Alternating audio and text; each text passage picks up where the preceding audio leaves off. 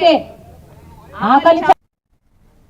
చిత్తూరు జిల్లా కుప్పంలో జనసేన పార్టీ కార్యాలయంలో జరిగిన మీడియా సమావేశంలో నియోజకవర్గ ఇన్ఛార్జ్ కాణిపాకం ఆలయ పాలక మండలి సభ్యులు నరేష్ మాట్లాడుతూ వైసీపీ హయాంలో తిరుమల తిరుపతి దేవస్థాన ప్రతిష్టను దెబ్బతీశారని, అసత్యాలు మాట్లాడుతున్న నేతలు ప్రమాణం చేయగలరా అని ప్రశ్నించారు. రాబోయే ఎన్నికల్లో వైసీపీకి 11 సీట్లు కూడా రావని ఆయన జోస్యం చెప్పారు.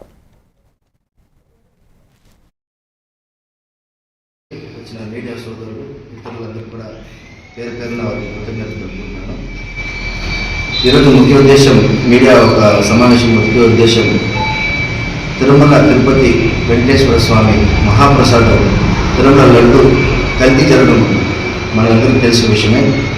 ఈ కల్తీ నెయ్యి ఏదైతే వాడి లడ్డూల్ని తయారు చేసిన గత ప్రభుత్వం వైసీపీ వారు దొంగతనం చేసి కుట్రలు చేసి హిందూ ధర్మం పైన ఒక దాన్ని దాడిగానే చెప్పచ్చు, దాడి చేసి ఆ కల్తీ నెయ్యిని హిందువుల ఒక మనోభావాల పైన వారు ఆ లడ్డూలో కలిగిన రసాయనాలను ఏదైతే ఉందో అవన్నీ కూడా సిబిఐ ఒక ఎంక్వైరీలో సిట్ ఆధారంలో ఖచ్చితంగా దీంతో రసాయనాలు కలిసినాయి.